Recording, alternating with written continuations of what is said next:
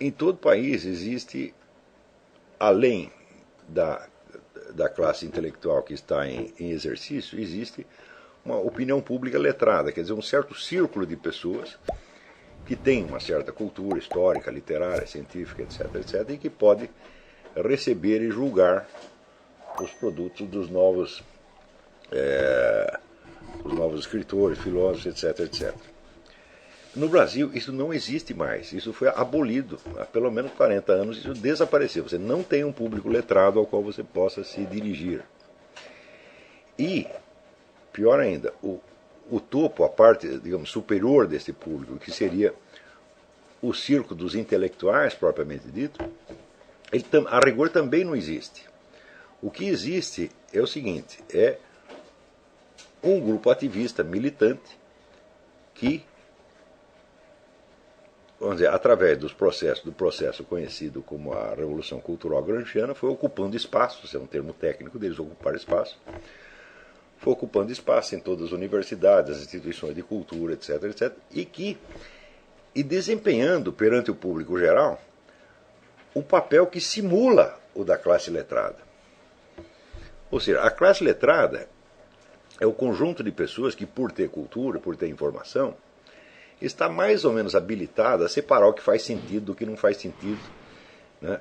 E criar, mediante essa seleção, uma espécie de senso comum, né, superior. É o senso comum superior da sociedade.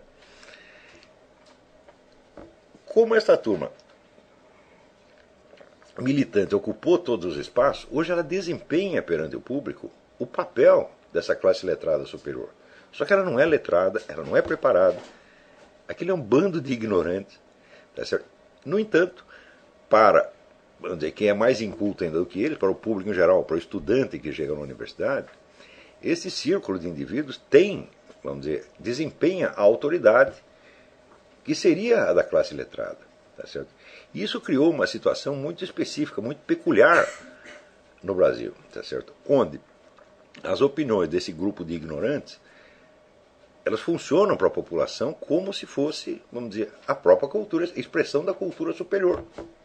Só que essa cultura superior não existe mais. Eu não estou brincando com essa coisa, não é uma maneira de dizer, não é um insulto, é uma descrição objetiva de um estado de coisas. Eu asseguro para vocês que, por exemplo, se você pegar a USP, você não tem na USP inteira, na parte de ciências humanas, quer dizer, que é a parte que eu acompanho, eu não acompanho o que está se passando na biologia, na física, na engenharia, isso não, mas na parte de filosofia e ciências humanas, que a gente acompanha não só o que está acontecendo na USP, mas o que acontece em outras universidades do país, eu asseguro para vocês que não há um só professor de menos de 60 anos que seja sequer alfabetizado. Eu asseguro isso para vocês. Eu nunca li um escrito de um destes sujeitos que não fosse abundante em erros de gramática primários, bocós, coisa de criança. Então significa que toda esta ostentação de autoridade intelectual deles é tudo falso. Note que isso não aconteceu nunca em país nenhum. Aqui nos Estados Unidos realmente não acontece isso. O que você tem a ocupação do espaço, né, pelo pessoal esquerdista, mas quando esse pessoal esquerdista recebeu efetivamente alguma formação. Eles só se distinguem dos outros por serem esquerdistas, às vezes por ser pessoas desonestas, etc. Mas nunca se pode dizer que são incultos. Isso não existe aqui. Isso é impossível. Se você pegar, né, um dos livros que são usados aqui para o ensino secundário, né, na parte de línguas, literatura, etc., etc., eu garanto para você que o ensino secundário aqui dá mais cultura para o sujeito do que ele pode adquirir na USP, ou na Unicamp, ou qualquer universidade brasileira. Então, quer dizer, o aluno de ginásio dos Estados Unidos, ele tem mais cultura do que os professores universitários brasileiros. Esta é uma verdade, isso é uma coisa que pode ser, vamos dizer, demonstrado assim, objetivamente, cientificamente. Então, o que está acontecendo no Brasil é que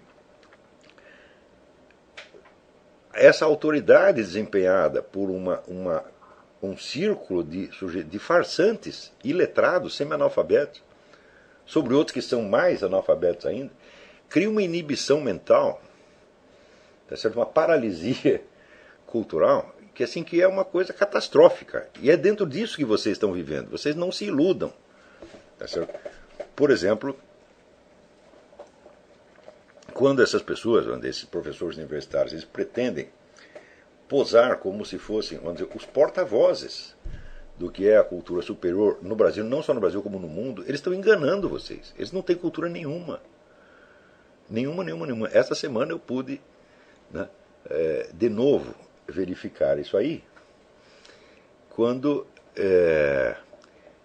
tendo lido brevemente um artigo publicado na USP, né, em defesa dos estudantes que fizeram aquele quebra-quebra lá, artigo sob o título A Universidade não é Casa de Polícia, assinado por um tal de Vladimir Safatli, que é professor de filosofia na USP. Eu fui verificar quem era o tal do Vladimir Safatli e qual era a produção intelectual dele. Tá certo? Então tem lá a lista de artigos acadêmicos, aquela coisa que aparece no currículo Lattes. Só que infelizmente ele colocava um link para cada um, então a gente tinha acesso, né, à produção, a produção cerebral total dessa criatura. E eu li vários dos seus trabalhos acadêmicos, né? E se eu já estava espantado com o que ele dizia no artigo, publicado na Folha de São Paulo, fiquei mais espantado ainda com a produção acadêmica do cidadão. Onde o uso, vamos dizer, do vocabulário usual, digamos, da escola de Frankfurt somada aí, ó, Jacques Lacan e mais meia dúzia de outros, dava um ar de refinamento intelectual para a coisa, coexistindo, sim, com erros de gramática brutais, tá certo? E com primores de inconsciência, de incompreensão,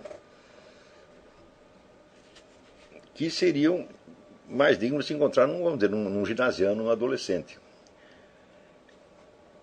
Não obstante, eu asseguro para vocês que o Vladimir Safatli é aquele onde eu encontrei menos erros de gramática. Eu acho que tem apenas, vamos dizer, no artigo acadêmico que eu vou comentar daqui a pouco, devia ter apenas um 7 ou 8. Em geral a média é 50, 60. Tá certo? E, por incrível que pareça, o sujeito não era totalmente incapaz, ele demonstrou alguma capacidade. Tá certo? Ou seja, eu consideraria o Vladimir Safatli um sujeito qualificado para ser meu aluno, para sentar aí e ouvir e aprender comigo e se tornar gente. Pelo que a gente vê do trabalho dele, tudo que esse sujeito leu foi aquele círculo, vamos dizer, de autores regulamentares que são praticamente obrigatórios para todos os intelectuais esquerdistas de hoje. Então é a escola de Frankfurt, é Michel Foucault, Jacques Lacan, e isto é tudo. Eu duvido que esse sujeito tenha lido algum dia alguma obra literária, porque o mau gosto com que ele escreve é uma coisa assim incrível. Não é possível que alguém que tenha lido, digamos, Cervantes, Camões, etc., depois escreva assim. Ou seja, ele aprendeu a escrever com os seus mestres. Os seus mestres são esses. Então, basta assimilar aquele vocabulário deles, aquele jargão deles, e você parece estar falando uma coisa séria. Quer dizer, é o vocabulário, é o estilo padrão dos professores da USP. Todos escrevem assim. Uns pior, outros melhor, mas é tudo assim. Então, é uma coisa absolutamente impressionante essa exibição de miséria mental. Tá certo? Eu vou tomar aqui a liberdade de ler para vocês as observações que eu fiz a respeito e que eu pretendo publicar depois no Diário do Comércio. Mas como é um artigo longo que vai ter que ser subdividido, então provavelmente isso ainda vai levar algum tempo para que chegue ao Diário do Comércio, mas eu quero que vocês tomem conhecimento disso antes. As observações são as seguintes. E isso aí é só para vocês, vamos dizer, esta primeira parte da aula, essas coisas que eu estou explicando agora, são só para vocês tomarem consciência cada vez mais aprofundada da miséria cultural, moral e humana dentro da qual vocês vivem e da qual vocês vão ter que se libertar. Quer dizer, vocês vão ter que sair deste lamaçal, se erguer acima deste lamaçal, dominar intelectualmente a situação, não só intelectualmente, mas dominá-la existencialmente, ou seja, não permitir que esta porcaria toda, vamos dizer, os contamine, os deprima, os desencoraje ou os corrompa. O maior problema para vocês é o da constituição da sua personalidade moral e intelectual. Sem isto vocês não vão aguentar, vocês vão se corromper e vocês vão virar, quando chegar, vamos dizer, aos 40 anos, vocês vão estar tão medíocres quanto esta gente. Isto se não realizarem o prodígio, tá certo, de se tornarem ainda pior do que eles, logo em 1 ou 2 anos. Como aconteceu com vários alunos meus que passaram 2 ou 3 meses de concurso e saíram dando palpite por aí.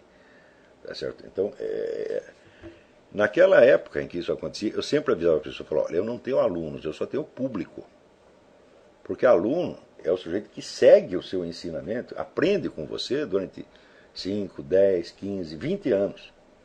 Isso é normal em filosofia. Quer dizer, quando você pega um professor para você aprender com ele, você vai segui-lo a vida inteira. Você está entendendo? E depois você vai continuar o que ele fez num nível maior, às vezes até contestando, corrigindo vários pontos dele. Isso é um aprendizado normal, como Aristóteles depois segue Platão durante 20 anos e depois o corrige. Isso é o que é o normal em filosofia. Agora, o sujeito que assiste a algumas aulas, ele não é um aluno, ele é um público apenas. Porque vocês têm um compromisso, não é comigo, é com a sua própria formação. Vocês vão ter que atingir certos resultados, vamos dizer, intelectuais, existenciais e morais.